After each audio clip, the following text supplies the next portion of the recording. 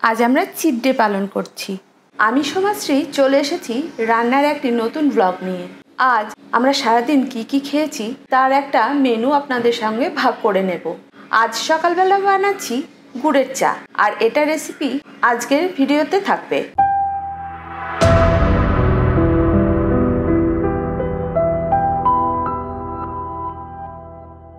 গুড়ের চা বানানোর জন্য প্রথমে 2.5 কাপ জল নিয়ে নিয়েছি একটি পাত্রে।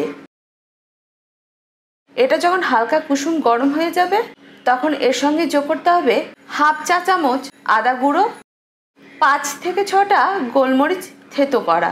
আদার গুঁড়ো না থাকলে আদা পেস্টও দিতে পারেন। আদা আর গোলমরিচ জলের সাথে একটু ফুটিয়ে নিতে হবে। এবার এর সঙ্গে যোগ করতে হবে স্বাদ অনুযায়ী গুড়। গুড়টা জলের সাথে যাতে মেল্ট হয়ে যায় সেই জন্য ঢাকা দিয়ে রেখে দিতে হবে কিছুক্ষণ পর ঢাকা খুলে চেক করে নিতে হবে, আর চামচের সাহায্যে সেটাকে মিশিয়ে দিতে হবে। চায়ের ফ্লেভার দেওয়ার জন্য আমি গুঁড়ো চা ব্যবহার করেছি, চাইলে চা পাতাও ব্যবহার করতে পারেন। হাফ চা চামচ চা গুঁড়ো দিয়েছি। এবার গ্যাসের আঁচ বন্ধ করে ঢাকা দিয়ে রেখে দিয়েছি। এখন চা রেডি, এবার পরিবেশন করা পালা।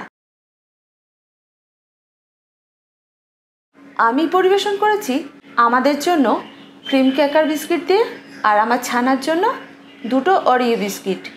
আসলে ওর পছন্দের এটা। আর বাকি যে সকল আমরা আজকে খাওয়া দাওয়া করছি তার রেসিপি অন্য কোনো ভিডিওতে দেখতে পাবেন।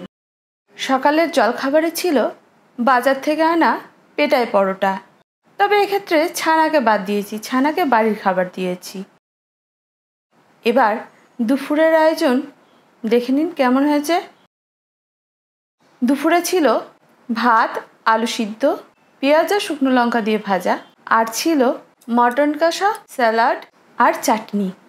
আজ এই পর্যন্ত, দেখা হচ্ছে পরবর্তী ভিডিওতে।